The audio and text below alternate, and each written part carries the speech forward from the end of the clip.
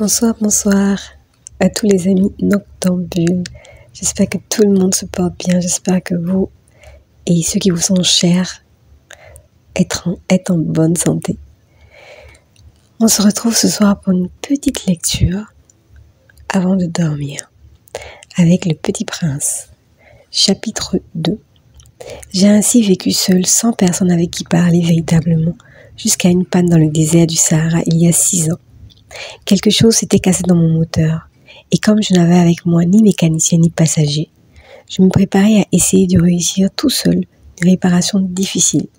C'était pour moi une question de vie ou de mort. J'avais à peine de l'eau à boire pour 8 jours. Le premier soir, je me suis donc endormie sur le sol à 1000 milles de toute terre habitée. J'étais bien plus isolée qu'un naufragé sur un radeau au milieu de l'océan.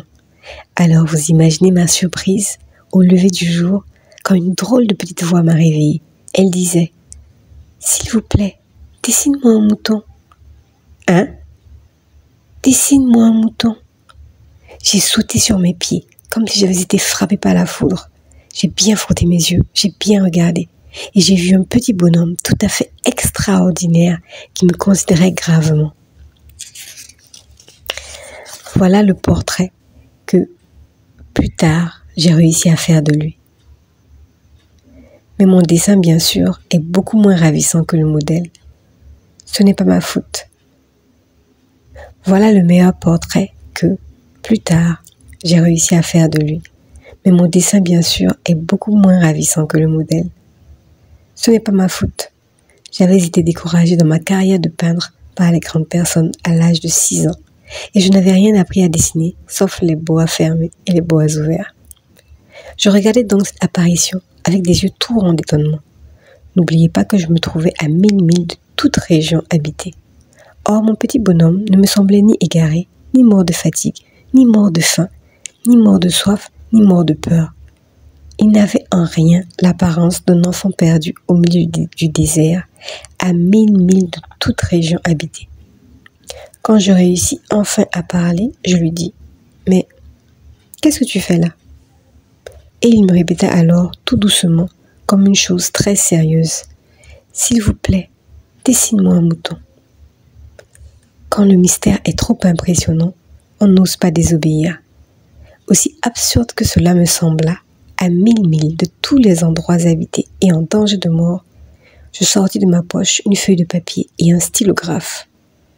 Mais je me rappelai alors que j'avais surtout étudié la géographie, l'histoire, le calcul et la grammaire. Et je dis au petit bonhomme, avec un peu de mauvaise humeur, que je ne savais pas dessiner.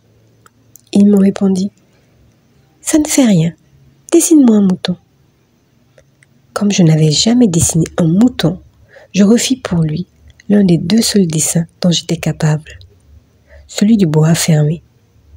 Et je fus stupéfait d'entendre le petit bonhomme me répondre « Non, non, je ne veux pas d'un éléphant dans un bois. Un bois, c'est très dangereux. Et un éléphant, c'est très encombrant. Chez moi, c'est tout petit. J'ai besoin d'un mouton. Dessine-moi un mouton. » Alors j'ai dessiné. Il regarda attentivement, puis « Non, celui-là est déjà très malade. Fais-en un autre. » Je dessinai. Mon ami sourit gentiment avec indulgence. « Tu vois bien, ce n'est pas un mouton, c'est un bélier. Il a des cornes. » Je refis donc encore mon dessin.